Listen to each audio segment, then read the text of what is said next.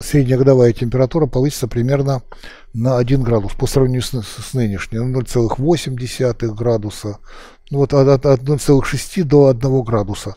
Это очень много. Это означает, что мы уже за последние 30 лет уже по климату приблизились к Курску, ну вот середины прошлого века.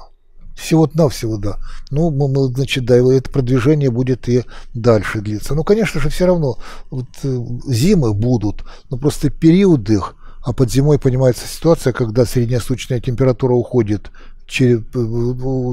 переходит через 0 градусов в сторону отрицательных значений и затем повышается весной уже в сторону положительных. Ну вот уже сейчас продолжительность зим по сравнению с вот прошедшим 30-летним периодом уменьшилась примерно на 7-10 дней в разных районах Московской области. Это много. Будет еще меньше, да, будет вот на полмесяца, даже на 20 дней по некоторым оценкам.